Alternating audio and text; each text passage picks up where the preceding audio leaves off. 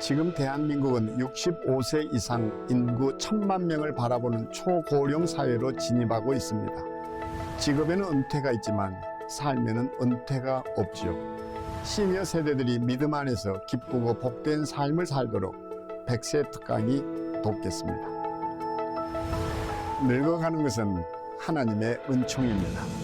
젊게 사는 것은 삶의 기술입니다.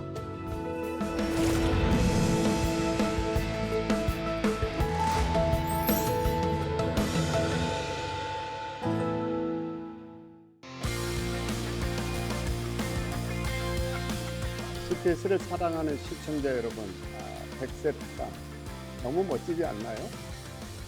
저는 이 프로그램을 진행하면서 많은 생각을 하게 됐습니다. 무엇보다 제게 큰 선물이 되었습니다.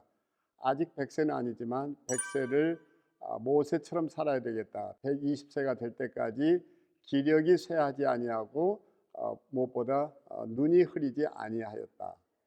어떻습니까? 이렇게 많은 나이도 중요하지만 정말 행복한 인생은 후회하지 않는 것이겠죠.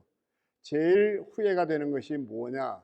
지금까지 살 줄 알았더라면 지금처럼 살지 않았을 것을. 세상에 이보다 더 큰 후회도 없는 거죠. 그래서 100세를 살아보니 하면 떠오르는 인물이 있지 않습니까? 김형석 교수 말이죠. 김형석 교수님은 이런 얘기를 합니다. 3살은 3살 노릇이 있고 또 이제 청소년은 청소년 노릇이 때라는 거죠. 당연히 중년이면 중년의 노릇 있겠죠. 그리고 우리처럼 이렇게 시니어가 돼서 장청년으로 불리게 되면 장청년의 노릇이 있을 겁니다. 이것을 뭐라고 얘기하는 거 아니? 딱 한마디로 얘기해서 나이값이라 이렇게 부르게 되는 거죠. 저는 우리나라만 이렇게 나이값 좀 해라 이런 얘기를 하는 줄 알았는데 영어의 구문에도 이런 게 있습니다.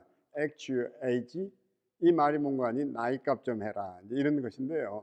고 장영희 교수께서 내가 살아보니 이런 글을 쓴 게 있습니다. 오늘 시작하면서 너무 아름다워서 한번 소개해 보고 싶습니다.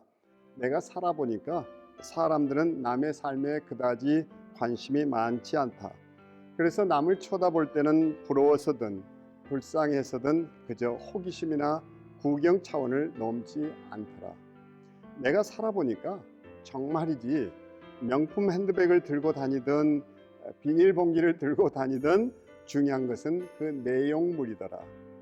그리고 여전히 같은 시기로 내가 살아보니까 남들의 기준에 따라 내 목표를 세우는 것이 얼마나 어리석고 나를 다른 사람과 비교하는 것이 얼마나 시간 낭비이고 그렇게 함으로써 내 가치를 깎아내리는 바보 같은 짓인 줄 알겠더라.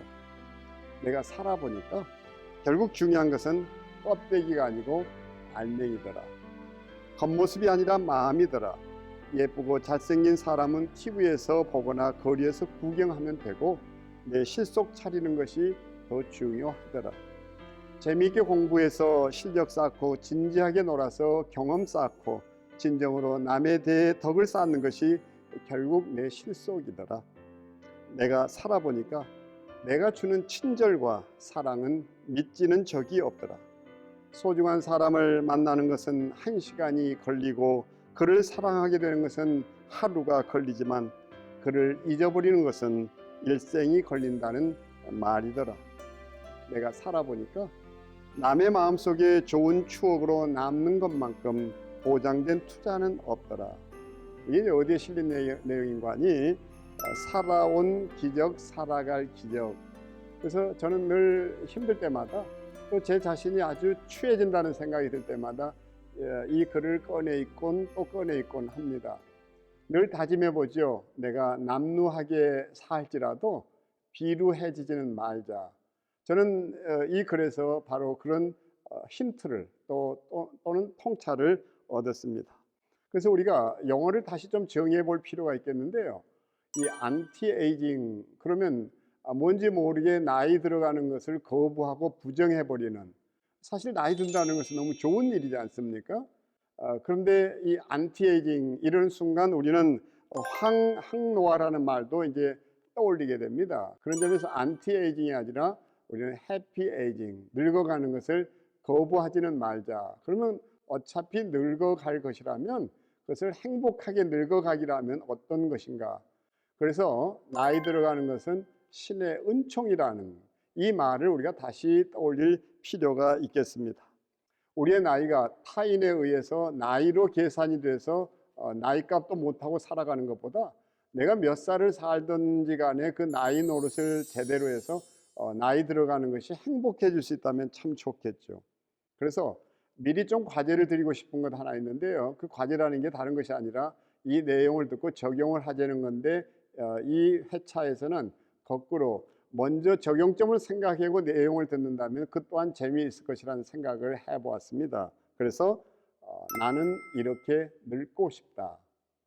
바로 이 제목 아래 내가 젊은 나에게, 그리고 내가 늙을 나에게 뿐만 아니라 내 주변을 행복하게 하는 사람이 되기 위해서 한번 글을 써보자는 것입니다. 그럼 여기에 과거, 현재, 미래가 있는 거거든요.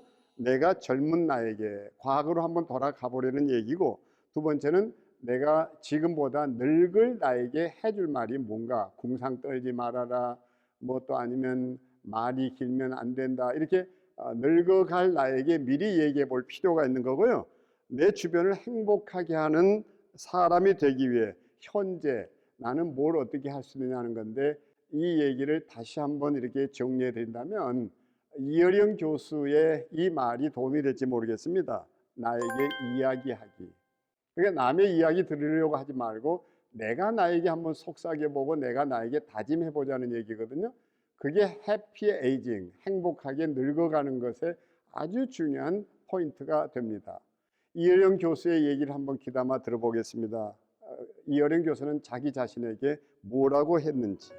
너무 잘하려 하지 말라 하네. 이미 살고 있음이 이긴 것이니까. 우리가 다른 어떤 것보다 세상을 이긴 것들이 참 많지 않습니까? 예를 들면 월드컵에서 누군가에게 이기고, 또는 내가 토론에서 누군가를 꺾었고, 또 누구하고의 그 경주에서 내기를 통해서 이겼고. 근데 정작 중요한 것은 나이 들어가는 것이 내가 내 인생에서 이긴 거라는 겁니다. 참 멋있지 않습니까? 거기에다 또 이런 충고를 스스로에게 합니다. 너무 슬퍼하지 말라 하네. 삶은 슬픔도 아름다운 기억으로 돌려주므로. 어떻습니까? 잠깐 해석을 덧붙여보자면 슬픔이 크면 클수록 아름다움은 더 깊어간다, 이런 얘기도 있죠. 그러니까 우리가 애도를 할 때 그 애도를 더 슬픔으로 가져가도록 도와야 되는데, 이 애도를 막는 것 자체가 그 사람에게는 고통이 되는 거죠. 거기에 이런 얘기도 또 합니다. 너무 고집 부리지 말라 하네. 사람의 마음과 생각은 늘 변하는 것이므로. 내가 지금 고집스럽게 이걸 주장해도 나중에 변하면 그게 고집 부렸던 것이 부끄러워질 수도 있는 거 아닌가요? 뿐만 아니라 너무 욕심 부리지 말라 하네. 사람이 살아가는데 그다지 많은 것이 필요치 않으므로. 사실 우리는 너무 많은 것을 가지고 살아가지 않습니까? 저만 해도 제가 소유하고 있는 것이 어떤 때는 수천 수만 가지가 아닌가, 이런 생각이 들 때가 있는 거예요. 아니 뭐가 그렇게 많으세요 하지만 이쑤시개도 딱 하나만 필요한데 몇 통 사놓지요. 휴지도 뭐 박스째 갖다 놓지요. 반찬 가지수가 몇 개며, 많은 것들을 생각해 보면 정말 너무 많은 것을 가지고 사는 것이 짐이 되는 것 아닌가, 이런 생각을 할 때가 있습니다. 너무 연연해 하지 말라 하네. 죽을 것 같던 사람이 간 자리에 또 소중한 사람이 오므로. 무엇보다 우리에게 이별은 가슴 아픈 기억이고 쓰라리죠. 그러나 그 소중한 자리도 떠나가고 나면 또 누군가가 다가와서 빈자리 메꿔주니까 너무 거기에 연연하지 말라 하네. 너무 좋죠? 너무 미안해하지 말라 하네. 왜요? 우리 모두는 누구나 실수하는 불완전한 존재이므로. 최근에는 실패까지 나타나고 있지 않습니까? 실패가 우리에게 또 다른 성공으로 가는 디딤돌이 되어주니까, 이제 이런 의미죠. 너무 뒤돌아보지 말라 하네. 지나간 날보다 앞으로 살 날이 더 의미 있으므로. 많다가 아니라 더 의미가 있다. 참 재밌죠? 너무 받으려 하지 말라 하네. 살다 보면 주는 것이 받는 것보다 더 기쁨으로.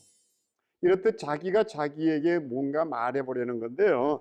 너무 조급해하지 말라 하네. 천천히 가도 얼마든지 먼저 도착할 수 있으므로. 이런 경구도 떠오르시죠? 빨리 가려면 혼자 가고 멀리 가려면 함께 가라, 이런 말도 있지 않습니까? 우리 인생길 멀고 먼 거리인데 너무 혼자 서두르지 말라는 얘기입니다. 마지막 이렇게 얘기하고 있습니다. 죽도록 온 존재로 사랑하라네. 우리가 세상에 온 이유는 사랑하기 위함으로.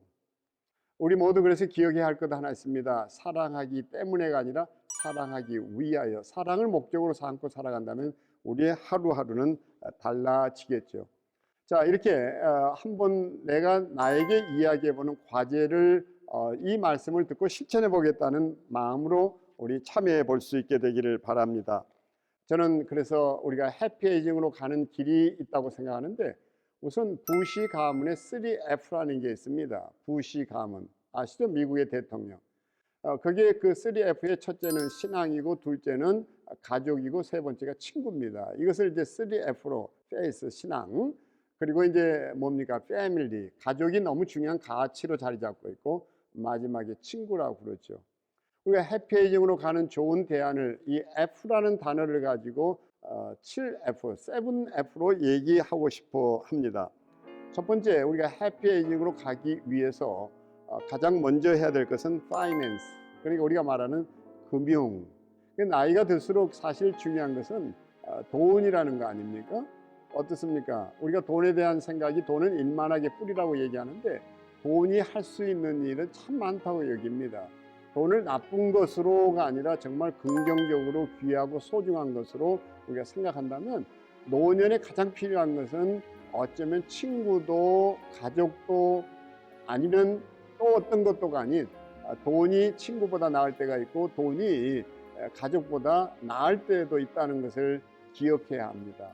그런 점에서 우리가 이 연금 문제도 다시 고민해야 되고, 해피에이징으로 가는 가장 좋은 길은 바로 이런 데 있다는 것을 기억해야 하죠. 그래서 나는 노후가 무엇으로 준비되어 있는가, 노후를 잘 보낼 이 금융, 파이낸스를 내가 잘 정리했나. 그래서 이전과 달리 요즘은 그런 상담도 많이 하게 됩니다. 한 번쯤 첫 번째 이 F를 좀 생각해 볼 수 있게 되기를 바랍니다. 두 번째는 필드라고 그랬습니다. 무대, 그러니까 내가 일할 수 있는 현장. 이제 은퇴했다고 해서 모든 것이 끝나는 것이 아니라 리타이어, 이렇게 해서 어떻습니까?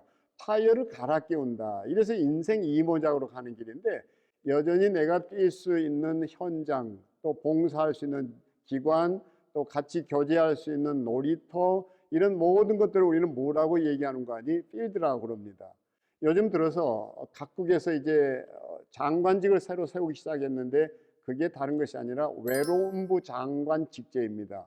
외로움 특사가 이제 자리가 만들어지기도 하고, 특임 대사 말이죠. 여러 가지 이 사람들의 외로움이 정신에 그 어떤 영향을 미치는가를 연구하는 연구들도 속속 발표되고 있습니다. 많은 사람들의 아픔은 홀로, 나 혼자라는 것이죠.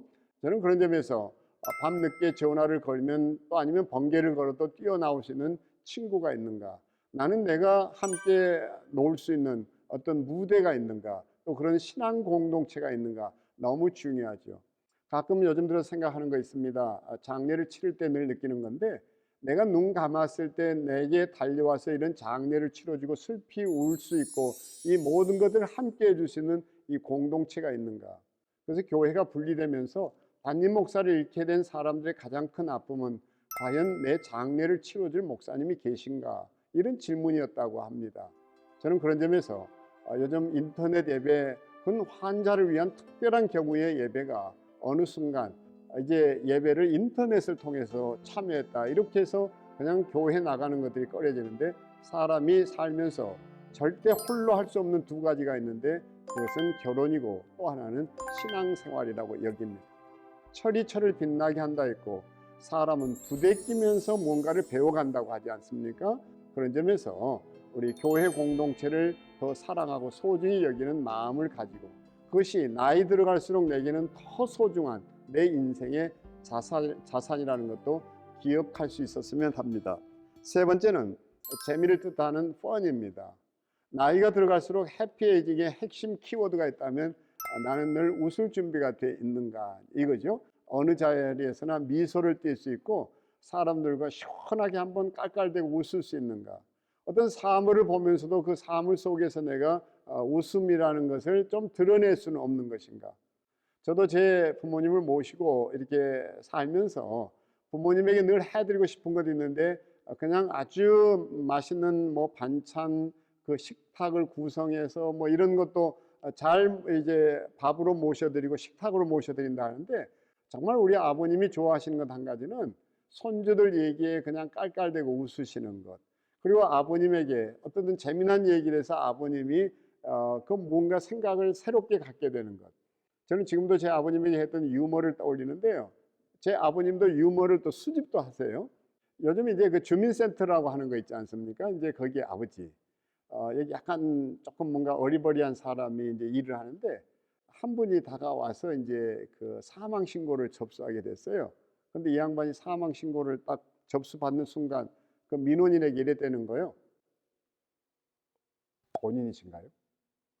이거 아버지, 이 완전히 또라이 아닌가요? 근데 더 웃기는 것은 그 민원인이었어요. 그 민원인이 이 양반한테 그랬다는 거예요. 머리를 극적거리면서 꼭 본인이 와야 되나요? 근데 우리 아버지가 막 깔깔대고 웃으시는데요. 이렇게 우리가 좀 가족 간에라도 유머를 나누고 좀 살아볼 수는 없는 건가. 그래서 늘 어떤 상황에서든지 뻔할 수 있으면 참 좋겠다, 이런 생각을 해봅니다. 자, 여기에다가 좀 덧붙여 보자면 또 우리가 네 번째는 이제 뭔가 바로 프렌드, 역시 친구라는 거죠. 부시 가문의 3F의 이제 세 번째, 이 친구하고 이제 일맥상통하는 건데, 내게는 어떤 친구가 있는가, 행복한 동행을 하시는 친구가 과연 있는가, 누가 나의 친구인가를 우리는 자꾸 얘기하는데, 나는 누구의 친구가 되어 주었는가를 생각한다면 아마 우리 관계는 달라질 것이라고 여깁니다. 친구 너무 중요하죠. 마지막이 무엇인가 하니, 마지막은 피트니스, 건강을 얘기했습니다.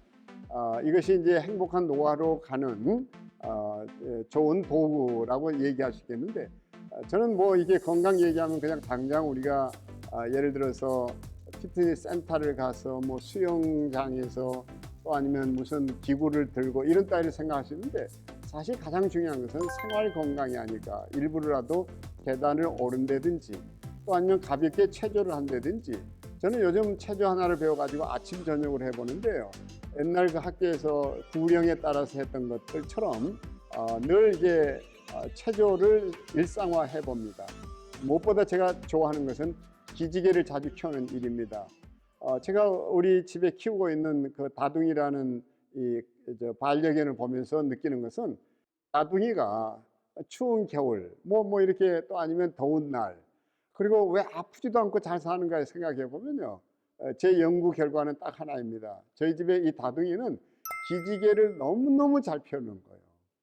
우리 이렇게 생활 속에서 얼마든지 건강을 되새겨 볼 수 있는 것들이 있다고 봅니다. 근데 사실 이 5개의 이제 F에다가 제가 추가해 보고 싶은 2가지 F가 있는데, 그게 이제 뭔가 하니, 앞에 말씀드린 대로 부시 가문의 3F의 2가지를 여기에 보태서 7가지가 되면 좋겠다는 생각을 했습니다. 그게 첫째는 이제 패밀리이고, 두 번째는 역시 방금 전에 이제 얘기했던 페이스, 신앙이라고 얘기할 수 있습니다. 먼저 패밀리에 대해서는 이제 여기에서 크게 다루었기 때문에 더 얘기를 하지 않겠습니다. 하지만 신앙에 대해서는 여전히 얘기해 보고 싶은 마음이 있습니다. 우리가 살면서 내 손에 든 성경, 이것이 과연 지금 어떻게 읽혀지고 있는가. 다들 장례를 치르게 되면 성경책이 이제 하나씩 올라오는 가정이 있고 없는 가정이 있는데, 우리 부모 세대가 자녀에게 물려줄 수 있는 가장 큰 선물은 하나님의 말씀이라 여깁니다. 성경을 펼쳐두면 그 성경을 이렇게 관찰하는 몇 가지 포인트가 있는데, 하나는 책갈피가 어디에 놓여 있는가 뿐만 아니라 거기에 눈물 자국은 없는가, 또 거기에 메모는 없는가. 사람들은 이것을 이제 늘 보고 싶어 하죠. 그래서 저는 스크린에다가 이제 성경 말씀 띄워주는 것도 너무 싫어라고 합니다. 왜냐하면 뭔가 그들에게 좋은 기회를 박탈하는 것이기 때문에요. 우리가 이전에 시장에 가서 물건 살 때 이거 얼마입니까? 그러면 거기서 하는 얘기가 도무지 마진이 안 남는다. 좀 깎아주세요. 마진이 없다니까요. 근데 그 마진이 뭔가니, 영어에 마진은 이 여백이죠. 근데 그 여백에 내가 어느 날 무슨 날 이렇게 해서 거기에 단어 하나를 써놓고 내 소감을 하나 써놓고 이러면요, 세상 떠나게 됐을 때 사실 내 자녀들이 성경책을 이렇게 펼쳐보다가 어머니가 무슨 날 며칠 몇 시에 여기 뭐라고 내 이름을 적고 기도 제목을 적어놓은 것 하나가 그 자녀들의 인생을 바꿔버릴 수도 있는 거죠. 저는 그런 점에서 대통령 성경을 수집을 해보았는데 역시 맞았습니다. 거기에 어떤 대통령은 눈물이 흘린 자국이 보이고 또 밑줄을 그어놓은 데서 그 마음을 읽게 되고, 책갈피 속에 있는 성경 말씀이 그에게 어떤 영향력을 주었고 또 그것이 어떤 지혜를 가져다 주었으며 어떤 용기를 주었고 또 어떤 위로를 던졌는지, 이런 것들이 생생하게 눈에 보인단 말이죠. 우리 모두 언젠가는 세상 떠날 겁니다. 그러나 그때 남겨지는 유산 가운데 유산은 다른 것이 아니라 바로 성경 말씀이기에 내가 성경을 닳고 닳도록 넘기고 또 넘기며 읽었던 말씀, 바로 그것이 신앙의 요체고 핵심이 아닌가. 신앙 좋다라는 게 새벽 기도를 몇 날 몇 시간 했고 또 아니면 뭐 40일 금식 기도를 했고 안 했고 이런 것도 참 중요하겠지만, 저는 어떤 면에서 성경을 그가 얼마만큼 사랑하고 또 사랑했는가. 그래서 이런 말 있지 않습니까? No Bible, no breakfast. 성경을 열심히 낭독하는 소리를 자녀들이 기억해 줄 수도 있죠. 바로 이런 신앙으로 우리가 하나 될 수 있고, 가족들이 말이죠, 이 신앙으로 우리가 해피에이징, 주님께로 나아가는 그 길을 찾아갈 수 있을 것이라 생각해 봅니다. 여기에 두 가지를 보태서 이 7개 F가 해피에이징으로 가는 하나의 사닥다리가 아닐까. 바로 이것을 기억하면서 앞에 드렸던 과제를 또 실천함으로 100세 인생을 멋지게 꾸며볼 수 있게 되기를 바랍니다. 100세 특강 함께해 주셔서 감사합니다.